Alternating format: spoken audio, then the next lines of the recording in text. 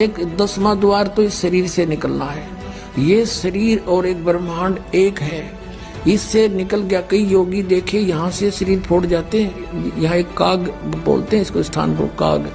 छोटे से बच्चे को आप देखोगे नर्म नर्म स्थान होता है, वो कई बार नीचे हो जाता है तो उसको एक देसी इलाज से ऊपर उठाते हैं हाथ से, तो इसको फोड़ के वो बाहर निकल जाते हैं। वो कहते हैं जिसकी मृत्यु यहाँ से हुई हो ना, उस योगी को कहा करते इसने ब्रह्मांड फोड़ दिया।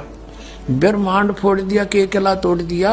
ब्रह्मांड के बीच में, प्रत्येक ब्रह्मांड के बीच में वो क्यों प्लेस है, खाली स्थान बहुत लंबा चौड़ा।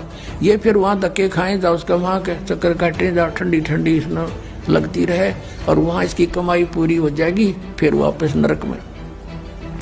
और फिर 21 ब्रह्मांड का भी एक ग्रुप है, चारों तरफ से एक अंड आकार है, और 21वें ब्रह्मांड का कनेक्शन जो है उसके चारों तरफ भी फिर खाली स्थान है, और वहां से सीधा एक 11वां द्वार है। वो अक्षर पुरुष के लोक में प्रवेश होता है, 7 संग ब्रह्मांडों का। वो 7 संग ब्रह्मांड भी चारों तरफ से एक तरफ बंद हुए हैं, पैक हैं, और बीच में अलग अलग डिवाइड हैं, वो अलग है। तो जब 11वें द्वार को पार करेंगे तो उसमें प्रवेश कर जाएंगे अक्षर पुरुष के लोक में।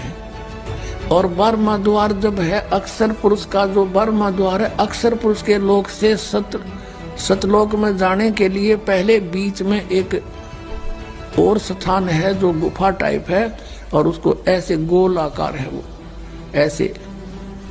ऐसे जाएगा ऊपर को। तो वहां जब हम 12वें द्वार पर खड़े हो जाते हैं, इसका जो अक्षर पुरुष का चारों तरफ से जो बंद है उसके पारदर्शक है वो, वहां से सतलोक दिखाई देता उस आत्मा को जिसके पास सार नाम की कमाई है। अन्य को नहीं दिखता, अक्षर पुरुष के लोग व्यक्तियों को नहीं दिखता, वहां के प्राणियों को नहीं दिखता, तो वहां से फिर वो दिखाई देता है।